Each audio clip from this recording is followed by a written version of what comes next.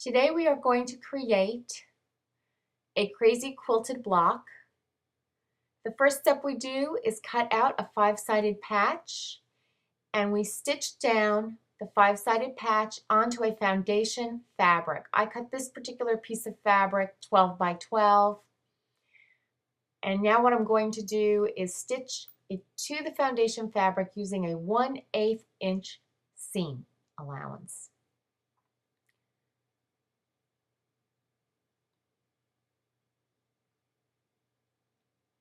I've already cheated. I already sewed 3 out of the 5 for you. I will hit the scissors. I'm going to need to raise the presser foot. And then I will go ahead and grab another strip.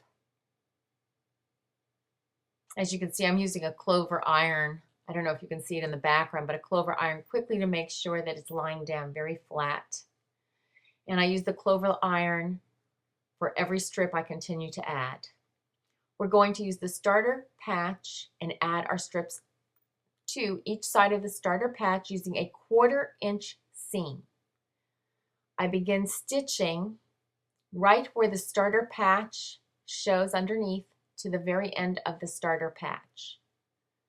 So I'm going to lower the presser foot, begin stitching a 1/4 inch seam to the end of the starter patch.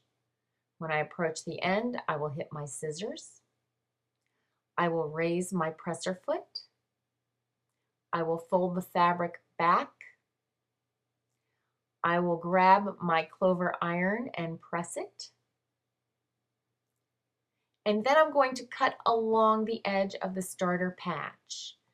Sadly, I don't know where I put my big shears at the moment. I think it's under a pile of fabrics on my cutting table. So let me struggle with these little scissors, because this is probably what happens at your home too. So you can see I'm following the angle of the starter patch and doing it with these small scissors. So now my starter patch is grown. It's still 5 sides, but it's longer. I'm going to select another fabric strip. Again, I'm going to use a 1/4 inch seam, and I actually show the starter patch underneath a little bit. You can see it poking out to the right, so that it's very easy for me to see where the starter patch begins and it ends, and where I am going to stop my stitching. Press my scissors, lift my foot, fold it back, finger press, and then grab my wonderful clover iron. Whoops, I didn't do it this time.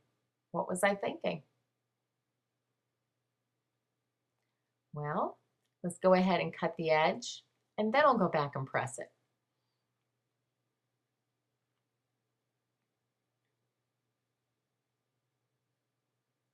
I'm just flinging my fabrics ever so neatly on the floor, on the table. I'm sure you're a lot more neat about it than I am.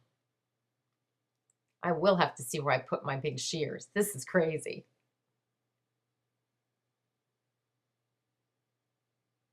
All right.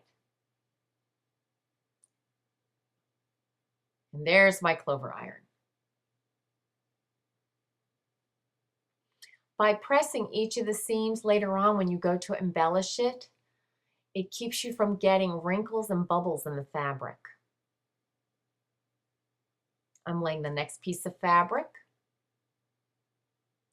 1/4 inch seam, lowering the presser foot. And again, stitching along the edge, and I can see my starter patch underneath, which is certainly grown than when we first started this project.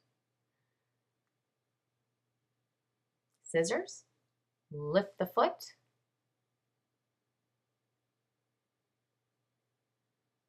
All those attempts at me hitting the button is my brain misfiring, but that doesn't happen to you either, right?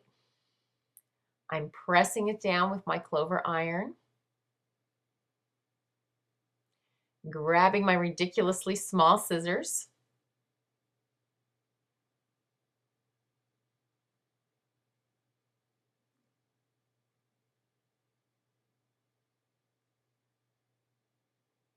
can see how the line continues straight up. I'm just following the starter patch. Same thing on the other side.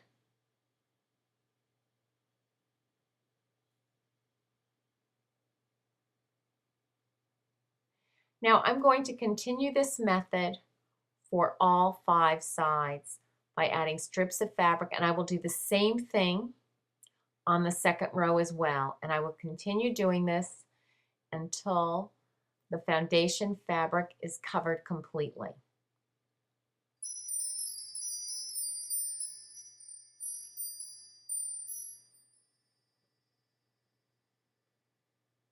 I want to thank my daughter for giving me those solar chimes, if you can hear them in the background. They do make me smile, and they go off at the strangest times. And I'm just showing you that I'm going to follow the lines and continue sewing. When you go around several times, you will end up with some areas that are inaccessible. And here I have 2 corners that each need to be covered. So just go over to your scraps, pick a fabric that you like, measure it in the corner to make sure that it will fit, and stitch it down. Here you can see I thought, well, let me go ahead and measure once before I go ahead and actually stitch it.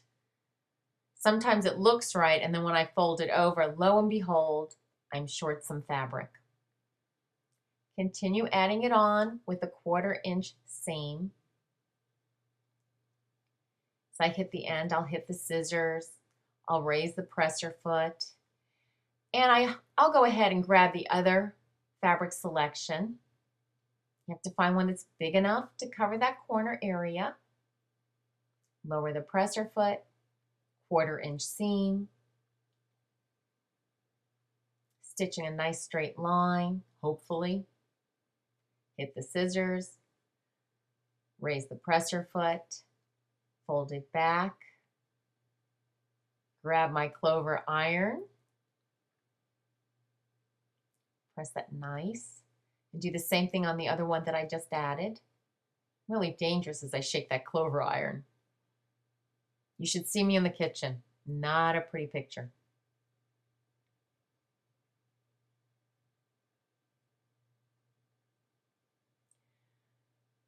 And with this remaining fabric, I'm going to go ahead and flip my fabric over and just trim it up. You can see that the rest of my square looks very clean, and that's because I've already trimmed the excess areas off of that. I just saved these last 2 areas so I could demonstrate to you how you fill in the blank spaces left when you can no longer go around and around. So upside down, and you just trim off everything that's hanging off the edge. Notice I have my big shears. They were under the fabric that was on the floor. And there you have it.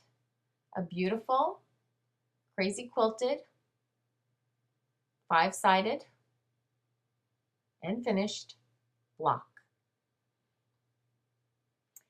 And now that it's all pressed, we're ready to add stitches.